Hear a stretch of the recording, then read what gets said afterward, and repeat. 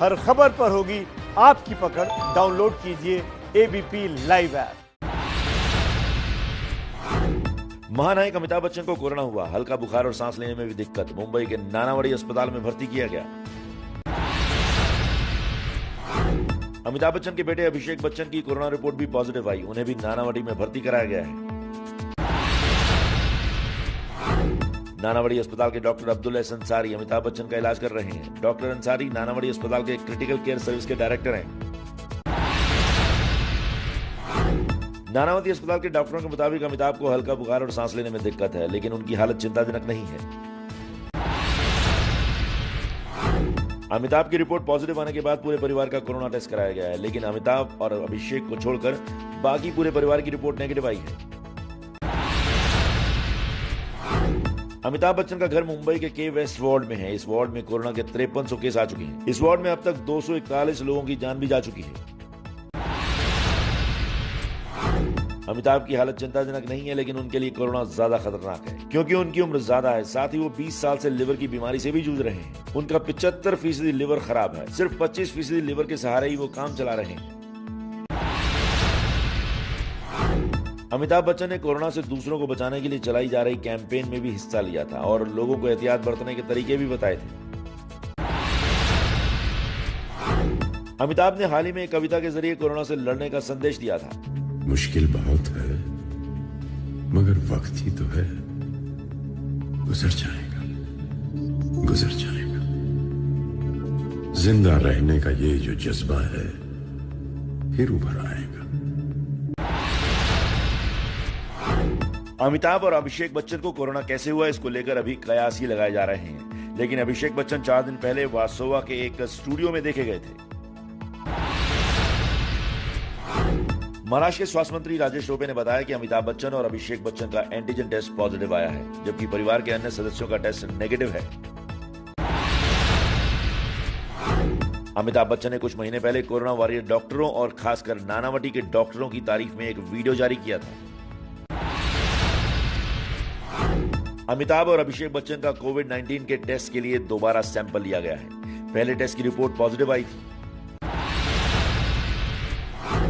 Antigen test negative आने के बाद ऐश्वर्या, जया बच्चन और आराध्या का स्वाब टेस्ट लिया गया, जिसकी रिपोर्ट आनी है।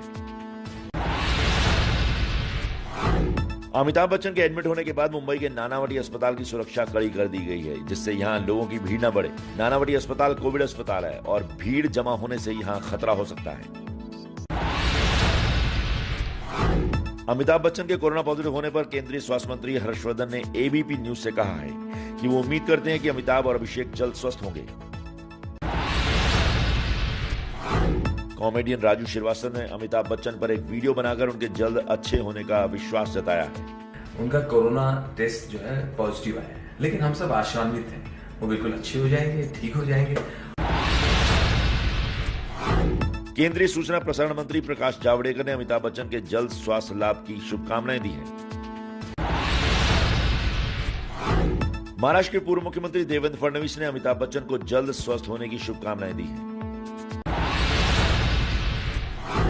क्रिकेटर सचिन तेंदुलकर ने ट्वीट कर अमिताभ बच्चन के जल्द स्वस्थ होने और अच्छे स्वास्थ्य की शुभकामनाएं दी हैं।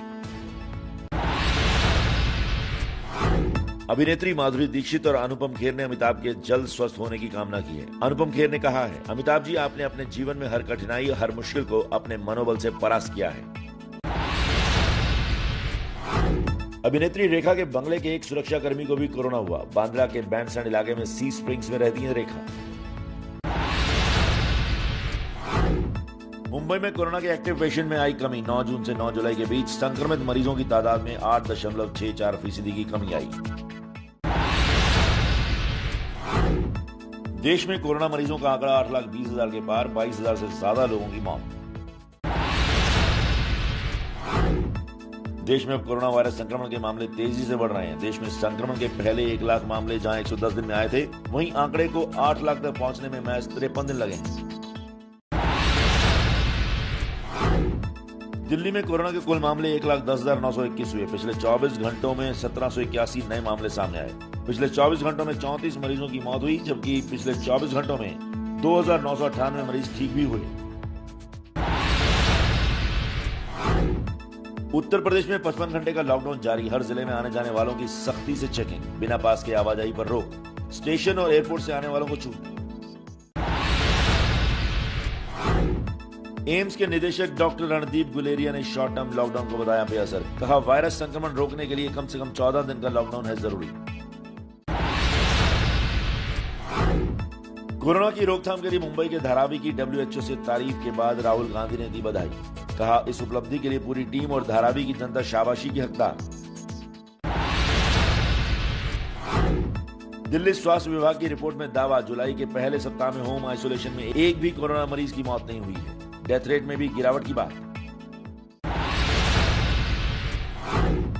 कोविड-19 के इलाज में इस्तेमाल होने वाले रेमडेसिविर इंजेक्शन की कालाबाजारी करने के आरोप में 2 गिरफ्तार। मुंबई पुलिस पूरे गिरोह का भंडाफोड़ करने में जुटी।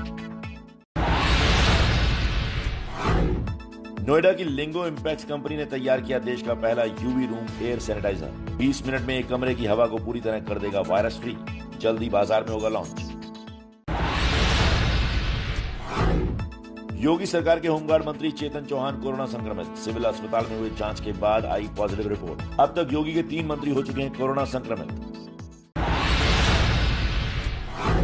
AIMIM प्रमुख असदुद्दीन ओवैसी ने कराया कोरोना टेस्ट। 30 घंटे के अंदर आएगी रिपोर्ट। तेलंगाना के कोविड अस्पतालों का दौरा किया था।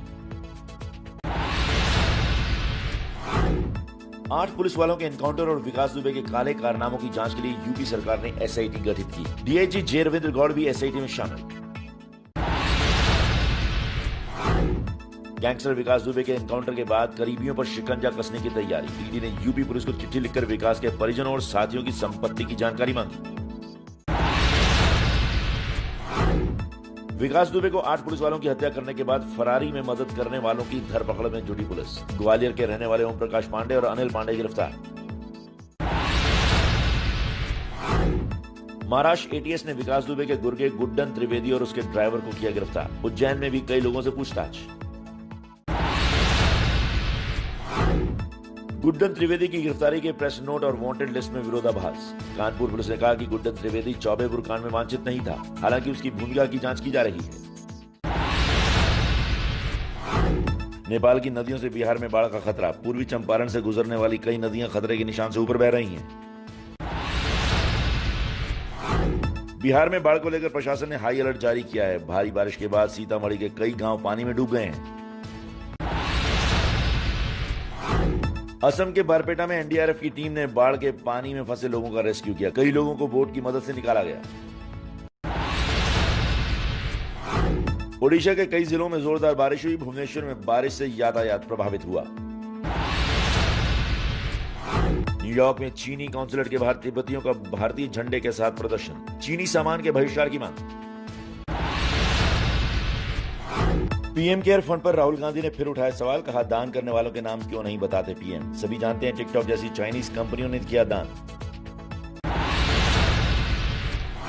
20 अगस्त से शुरू हो सकता है यूपी विधानसभा का मानसून सत्र। इस सत्र में पास हो सकता है यूपी का अनुपूरक बजट। CM गहलोत और सचिन पायलट गुट में बड़ी खींचतान। पायलट गुट के 10 विधायकों की दिल्ली पहुंचने की खबर। पार्टी के शीर्ष नेताओं से कर सकते हैं मुलाकात। केंद्रीय मंत्री गजेंद्र सिंह शेखावत का CM गहलोत पर निशाना। कहा, बीजेपी के कंधे पर गोली चलाकर सचिन पायलट को साइडलाइन करना चाहते हैं।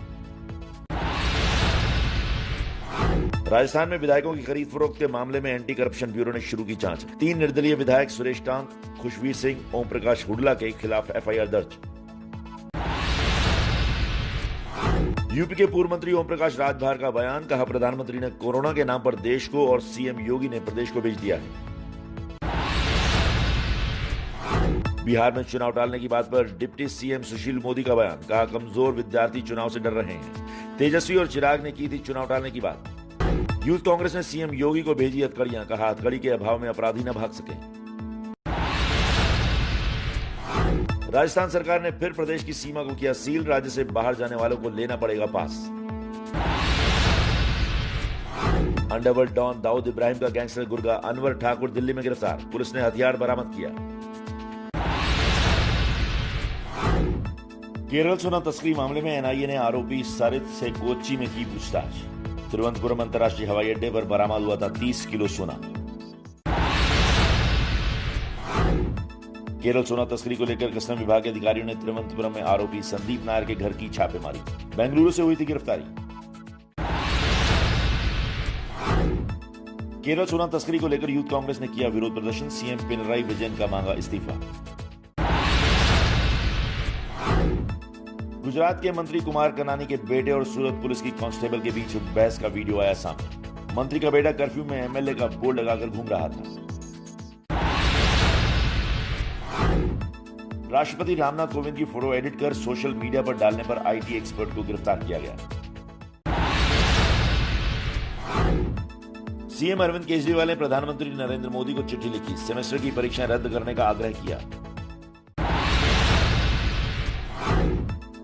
भारत बांग्लादेश सीमा पर जानवरों की तस्करी का खुलासा हुआ है। पश्चिम बंगाल के खास महल से लगी सीमा से बीएसएफ ने कई भैंसों को पकड़ा। मलेशिया से 220 यात्रियों को स्पेशल विमान से अमृतसर लाया गया। लॉकडाउन की वजह से मलेशिया में फंस गए थे यात्री। यूपी के मुरैना में किराना दुकान में लगी भीषण आग में लाखों का सामान जल गया। आग लगने के पीछे शॉर्ट सर्किट की संभावना। यूपी के बहराइच में टिड्डियों का दल पहुंचने से किसानों की मुश्किल बढ़ी। प्रशासन ने दी ढोल मजीरा और थाली बजाकर भगाने की सलाह। यूपी के फतेहपुर के जगदीशपुर गांव में 1 दर्जन से अधिक कोबरा सांप का झुंड मिलने से डर का माहौल। सपेरे ने सांपों को जंगल में छोड़ा। यूपी के नोएडा में प्रेमी प्रेमिका ने खुदकुशी की। पंखे से लटक कर जान दी। पड़ोसी ने पुलिस को सूचना दी। आत्महत्या की वजह का अभी तक कोई खुलासा नहीं। भारत बांग्लादेश सीमा पर जानवरों की तस्करी का खुलासा हुआ है। पश्चिम बंगाल के खास महल से लगी सीमा से बीएसएफ ने कई भैंसों को पकड़ा। उत्तराखंड के बद्रीनाथ धाम दर्शन के लिए पैदल मार्ग से एक दिन में पहुंचे 245 श्रद्धालु। लगातार हो रही लैंडस्लाइड की वजह से बंद है जोशीमठ जाने तक की सड़कें।